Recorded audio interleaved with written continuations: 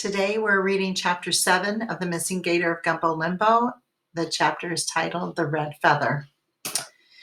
The borrow pit water was soupy with blue-green algae and hopeless to see through. Priscilla and I walked around it.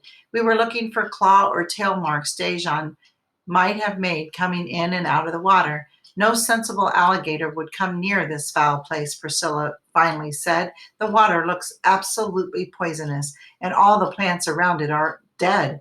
The county's killing them to make a picnic park, I said, but it's killing lots more than weeds. I told her about the fish in the canal. You say the vultures ate the fish? Well, will they die from eating the PCP killed fish? I don't know, I said, horrified to think that it might kill not only the vultures, but gulls and raccoons, crabs, little alligators, everything that eats dead fish. I had wondered minutes ago if Priscilla was crazy. Well, I had my answer. She wasn't. I really don't think he's here, she said. So let's get back to Gumbo Limbo Hole and scare that old dragon away before Travis returns to look for him after his supper. He told the lady in the nature park he was coming back. He did? He's hunting him hard, Priscilla said. Well, that's good, I said. Dejan knows hunters when he sees one and he hides. You think he's hiding? She asked.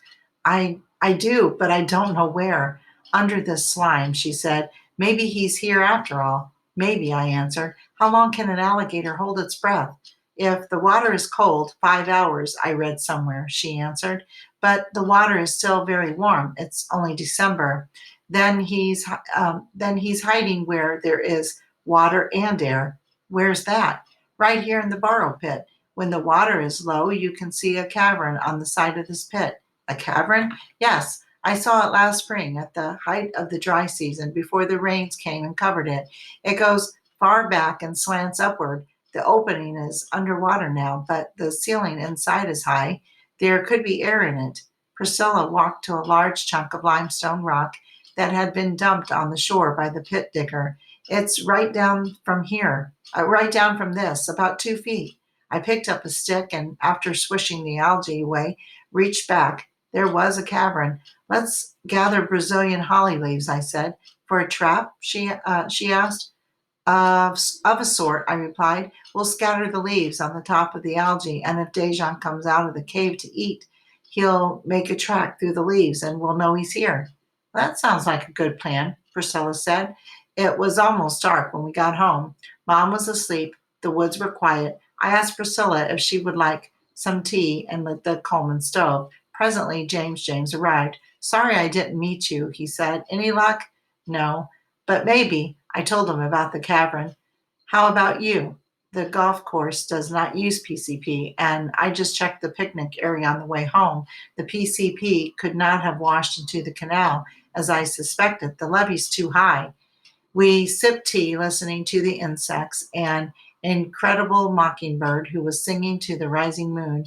There's a magnolia warbler in these woods, James said. How do you know? Priscilla asked excitedly. The mockingbird is imitating it, he said. A magnolia warbler is rare. He leaned back and he looked up at the night forest. Gumbo Limbo Hammock is one of the last islands for some of our most beautiful birds. And several butterflies, I said. There are 2 hummingbirds here and have never been recorded in Florida, Priscilla said. And then, looking around to be sure no one but we 2 were listening, she whispered, and a rare lignum vitae tree worth thousands and thousands of dollars. We lapsed into silence again. The owl began their courtship calls, and the raccoons came down from the trees to hunt for crayfish along the shore of Gumbo Limbo Hole. I was offered a job today, James said, breaking the spell. You were? I said. By the director? Yeah. Did you take it? No. Good, said Priscilla, and got to her feet. Too many people working now. Good night, dear friends. I left my poetry out on the table. Those mischievous little raccoons will tear the pages if I don't get back. Thank you for the tea. And for the cold soup, I teased. You'd better bring it back. Better bring it back, and I'll heat it up. No, thank you, she said politely. I don't really want it. She hesitated in the darkness. Where did you say you put it? Priscilla rustled off in the moonlight, her dress touching the leaves. of a bush that sent an explosion of sweet perfume into the air. James, I said when she was gone, I know what Priscilla does with her mini gin bottles. She has a purpose for them? He seemed surprised. She fills them with red sugar water and hangs them out for the hummingbirds. James whistled very softly. I sure had her figured wrong, he said. And she doesn't write poems to Dejan. At least she doesn't put them down on paper. He whistled again. As I say, I sure had her figured wrong. I didn't ask him what he had figured. It didn't matter now.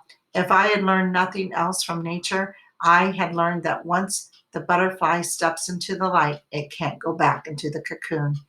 We looked out through the trees and thought our thoughts. James, I finally said, why didn't you take that job? You are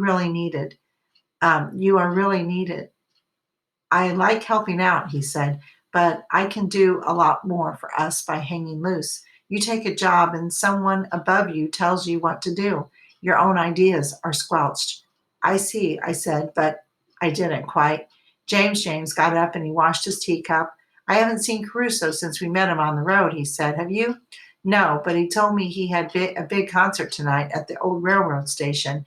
He must be there right now. James patted my head as if I were a child and I resented it. What was he saying to me with that condescending pat? He scratched his long arms. I've got to get up early, Liza Kay, he said. The director wants me to look at the canal with him and his engineer. See if we can close it. A soft rain fell soon after I crawled into the sleeping bag. I lay awake listening to the water drop through the oak leaves, sounding like the feet of those little tree lizards. Mom arose, dressed by candlelight, and leaned over me for a moment, and then she kissed me goodnight. When her footsteps died away, I thought about the job she wanted so badly and the young man who might get it. I thought about Priscilla and James not wanting a job, and then there gave and there gave up trying to figure out people. I drifted off to sleep. Early in the morning, I awoke. I started thinking about the hammock. Rare birds and butterflies were here. The water of the solution pit was pure enough to drink. Gumbo Limbo hammock was rare and a beautiful phenomenon, and Dejan was a big reason why it was. I could tell Travis that. He must not shoot him for that reason alone. Say that again, Liza Kay, I said, sitting up, and I did. Dejan, I said out loud, is the reason why Gumbo Limbo Hammock is beautiful. So he had to be there. He hadn't died or left. He was right in Gumbo Limbo Hole. It was so obvious. The water was clear, all but a few spots of blue-green algae. The invertebrates are healthy. The fish, reptiles, birds, mammals were happy, except for the armadillos. But they're in the pinelands. I see it. I see it, I said to myself. The clear, beautiful environment was saying Dejan is in Gumbo Limbo Hole. I couldn't go back to sleep. In great excitement, I got up and dressed. Although it was only 6:30, the great horned owl flew out of the oak when I moved the orange crate under it. Waving to him, I climbed to the top. The sun came up. The water turned silver and blue. The reeds came into view. Finally, I saw the beach. He's not there, I cried, and I had been so sure of it. Where are you? I snapped. I know you're there. The light brightened, and I saw that both patches of blue-green algae were gone, the one under the royal palm and the one on the side of the deep hole. Dejan must have bulldozed them up on the land. I would find them and at least show everyone the evidence that proved he was there. Scrambling down the tree, I circled the lake, concentrating on finding the algae. Suddenly, Travis appeared on Gumbo Limbo Trail. He was walking straight toward me. Taking a complete about-face turn, I tiptoed to the armadillo trail in the pineland, and I sat down behind the palmetto. I heard a soft grunt, and an armadillo pattered out of the bushes and rolled. They don't seem to walk right past me. He stopped to dig into a fire ant nest. The ants crawled over his armor but could not penetrate it. Those that found his bare ears were easily displaced with a claw. I moved and he saw me. Sedately, he eyed me, and I rolled on into the pinelands. And he eyed me and rolled on into the pinelands. He could have hidden in the dense foliage of Gumbo Limbo hammock, but he didn't. And then I knew why. A hammock is not part of your niche, I said to the odd fellow. You came from the Southwest, where your ancestors fed on scorpions, fire ants, roaches, and tarantulas, in the pines and charpal, never in a rich, moist hammock. It's just not your dish of oatmeal. That's why your tale ends at the hammock, and not because the soil is tainted with salt. I was pleased. If you hang around the woods long enough, you'll figure out all of the answers. The next answer I wanted was the $100 one. Where was Dejan? The answer was there, but not quite. I'm close, close, close, I said, but not quite close enough. I got to figure out what's going on before Travis does. He must be close to solving the mystery, too. I ran back to my tent. I picked up my rod, and I met him on Dejan's beach. Hello, I said. You again? He said. I didn't expect to see you out here. But the gator's gone, I said. Well, where did you hear that? I'm not sure, I answered. Oh, yes, someone said you got him. Well, I didn't, but someone must have. He hasn't surfaced for a week. I cast my line. It plunked far out near the pit in the hole. Reeling in slowly, I watched the blinking water, wondering if Dejan was in that deep hole. It's cold down there. He wouldn't have to breathe very often. That was impossible. I had just looked into I just looked into it from the tree, and he wasn't there. Did you hear about all the fish that were killed in the canal near the county borough pit? I asked Travis. No, he said, but the director of the water management department left word for me to call him. I'll bet that's what it was about. He hired me to clean up messes like that. I'll check it out. Where did you say the dead fish were? I told him, and then added, after you get beyond the prairie, just follow the turkey vultures. He picked up his binoculars and scanned the hole, and then the sawgrass prairie once more. Beats me, he said. I've been hunting for this guy for 10 days, and I haven't seen a keel or an eye bone. A poacher must have beat me to it. He fingered the gun in his holster. Thanks for telling me about the fish, he said, and he walked off between the willows. I stood stone still until I was sure he was far away, and then I relaxed. 10 days, I said. More proof. Dejan's right here. 10 days is long enough for the hydrilla to grow masses, and there isn't any, and long enough for that clump of blue-green algae to spread, and it hasn't. Hello? I started. Mother, are you all right? I froze. That same voice. Grrr. James, I said as I recognized this call to Dejan. James, I said as I recognized his call to Dejan. He had found our good dragon and was calling him. I put down my rod and I pushed through the willows to greet him. He wasn't there. Hello, pretty girl. I looked up. On a tree limb sat a gray parrot. Well, I gasped in astonishment. Where did you come from? Quimig, do you want to go out? Hey, you're pretty wonderful, I said. Someone must miss you very much. I picked up a stick and I held it in front of his feet. He stepped on it and I brought him down to my face. Hello yourself, I said. The parrot cocked its head and pinned a black pupil and a yellow iris on me. The pupil expanded and contracted. You're a beautiful bird, he